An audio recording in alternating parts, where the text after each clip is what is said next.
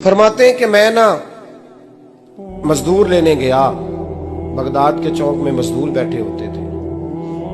तो मेरी उन मजदूरों में से ना एक नौजवान बच्चे पे नजर पड़ी।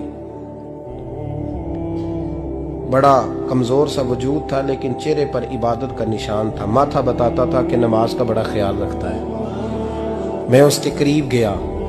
चेहरे भी बड़ा कुछ बताते हैं ना, चेहरों में भी बड़ी रानाई होती है। फरमाते हैं मैं करीब गया, मैंने उसको कहा बेटे मजदूरी करोगे? तो कहने लगा मजदूरों में बैठा हूं तो जरूर मजदूरी के लिए ही तो बैठा हूं। तो मैंने कहा कि चलो फिर। कहने लगा नहीं, मेरी कुछ शर्तें।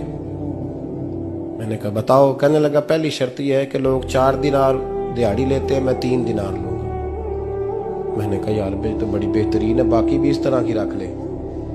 उसने कहा हुजूर दूसरी शर्त यह है कि मैं आपकी मुकम्मल बात मानूंगा, लेकिन जब अजान हो जाएगी फिर आपकी नहीं सुनूंगा। तीसरी बात उसने ये की कि हुजूर मैं आपके घर में काम करूंगा पर आपके किसी सवाल का जवाब नहीं दूंगा। कहते मैंने कहा यार तू बड़ा अजीब है, शर्तें तो मालिकों की होती हैं। कहने लगा जी बहरहाल मैं शर्तें लगा के जाता हूं। फरमाते मैं उसे घर ले आया, काम मैंने उसको बताया। तो जो काम मजदूर सारे दिन में करता है ना, उसने 2 घंटे में ही कर दिया। हमारे मजदूर सिगरेट पीने में भी तो आधा घंटा लगाते हैं, वो चाय पीने जाएं तो पौना घंटा। वहां उनको भी तो दयानतदारी करनी चाहिए कि नहीं करनी चाहिए? ने मुआहदा किया है ना जी, तो पूरा उतरना चाहिए ना। कहते 2 घंटे में। अब काम जब बंदा शुरू कराता है तो काम और निकल आता है। कहते काम मैंने उसको और बता दिया, वो करने लगा। उसने मिट्टी निकाल के रखी थी बाहर रास्ते में, तो अजान हो गई जोर की।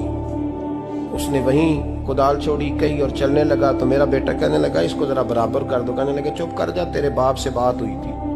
जब अजान होती है तो मैं किसी और की नहीं सुनता, सिर्फ अल्लाह रसूल की सुनता हूँ। कहते मस्जिद चला गया, नमाज पढ़ के आया तो दोपहर का वक्त था। मेरी बीबी कहने लगी इसको को खाना खा ले। कहते हमने कहा खाना खा लो। तो कहने लगा मैंने रोजा रखा हुआ, रमजान भी नहीं था, नफली रोजा रखा हुआ। फरमाते हैं शाम हुई, मैंने 3 दिनार दिए। तो मैंने कहा तेरा नाम क्या है? कहने लगा मैंने आपसे कहा था मैं किसी सवाल का जवाब नहीं दूंगा। तो वो चला गया। अगले दिन मैं फिर लेने गया उसे, काम कुछ और निकल आए। तो लोगों ने बताया वो सिर्फ हफ्ते वाले दिन आता है। मैंने कहा क्यों? कहने लगे जी वो कहता है मेरा हफ्ते का खर्चा 3 दिनार है। जब 3 दिनार कमा लेता हूं तो बाकी सारा टाइम अल्लाह रसूल की जिक्र में गुजार दिया करता हूं। फरमाते हैं जी अगले हफ्ते मैं फिर लेने गया। मैंने पूरा हफ्ता इंतजार किया कि काम उसी से कराना है। मैं जब गया तो मैंने कहा चलो। कहने लगा मेरी शर्तें याद है ना? और मैंने कहा याद है भाई, साथ चल। फरमाते हैं काम कराया। 2-3 हफ्ते वो आता रहा। एक हफ्ते में गया तो लोगों ने कहा हुजूर आज नहीं आया। क्यों? कहने लगे बीमार हो गए। कहाँ घर है? कहने लगे बगदाद के कब्रिस्तान के पीछे जो कच्ची आबादी है उसमें रहता है। फरमाते मैं गया, दरवाजे पे दस्तक दी तो कहने लगा हुजूर आप हैं? दरवाजा खोला है, आ जाइए। फरमाते हैं मैं अंदर गया तो मैंने कहा तुम्हें कैसे पता चला मैं आया हूं? कहने लगा हुजूर अल्लाह वाले हो, आप नहीं आना था, वरना अमीर तो गरीबों का पता लेने कोई नहीं आते। कहते मैं करीब गया तो कहने लगा मैं आपका इंतजार कर रहा था, तेज बुखार है, तप रहा। जेब से कुछ पैसे निकाले। कहने लगा ये पैसे रखने। एक अंगूठी निकाली। कहने लगा हुजूर आज रात को मेरा इंतकाल हो जाएगा, इन पैसों का कफन खरीद के सुबह जनाजा पढ़ के मुझे दफन कर देना, और जब दफन करो तो ये अंगूठी लेके असर के बाद हारून रशीद के पास जाना। आप उसे कहना मैंने मिलना है, पर वो आपको टाइम नहीं देगा। आप उसको आवाज दीजिएगा कि तेरी एक अमानत है मेरे पास। फिर वो आपसे मिलेगा तो अंगूठी दे दे, फिर आप मेरी तरफ से फारिग हैं। हजरत फरमाने लगे तेरा नाम? और कहने लगा हुजूर वक्त थोड़ा है, आज रात मैंने जाना है, बड़ी लंबी माफी मांगनी है रब करीम से। अगर मुनासिब समझे तो मुझे अपने रब से तन्हाई कर देने। फरमाते हैं मैं आ गया, पर उसकी बातों ने मुझे सारी रात सोने नहीं दिया। फरमाते हैं सुबह बड़ी मुश्किल से सूरज निकला। मैं गया, दरवाजे पे हाथ रखा तो दरवाजा खुला हुआ था। अंदर दाखिल हुआ तो खुशबुएं मेरा इस्तकबाल कर रही थी। जब चेहरे से कपड़ा हटाया तो उसका तो इंतकाल हो चुका। इंतकाल हो चुका है, ऐसे है जैसे किसी का दीदार करके सोया। कहते मैं तो 2 आदमी ले गया था जनाजे पे, पर पता नहीं दुनिया किधर किधर से आई, कहां कहां से। अखां जदों मीटियां जमाना मैनू रोवेगा, अपना ते अपना बेगाना मैनू रोवेगा। फरमाते हैं मैं तो 2 बंदे ले गया था, पर पता नहीं मखलूक कहां कहां से आई। जनाजा पड़ा, दफन किया। हारून रशीद के पास में असर के बाद गया, मैंने बुलाना चाहा पर बादशाह था, मेरी तरफ देखा ही नहीं। मैंने उसको कहा तेरी ये अमानत मेरे पास है।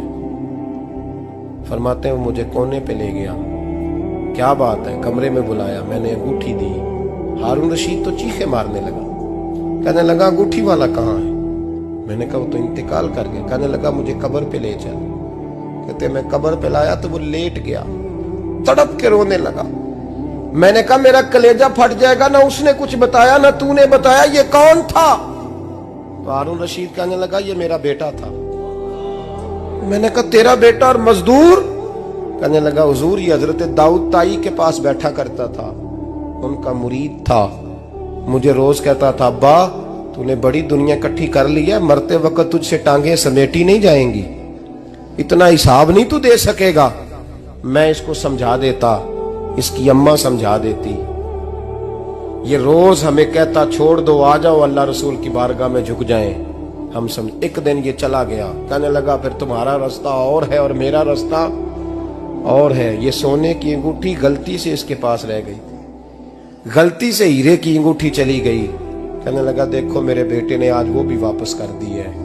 फिर तड़प के कहने लगा हारून रशीद था तो ये मेरा बेटा, पर मेरा मुर्शद निकला, मेरा पीर निकला। भाई जिंदगी तो बड़ी थोड़ी है ना। बाबा साहब ने कहा था उठ फरीदा सुत्या, और दाढ़ी आ गया पूर, अग्गा नेड़े आ गया, पिछा रह गया दूर। उठ फरीदा सुत्या खलकत वेखन जा, मते कोई मिल जाई बख्शिया ते तू ही बख्शिया जा। उठ फरीदा सुत्या झाड़ू दे मसीत, तू सुते रब जागदा, तेरी डाडे नाल परीत। मेरा रब हमें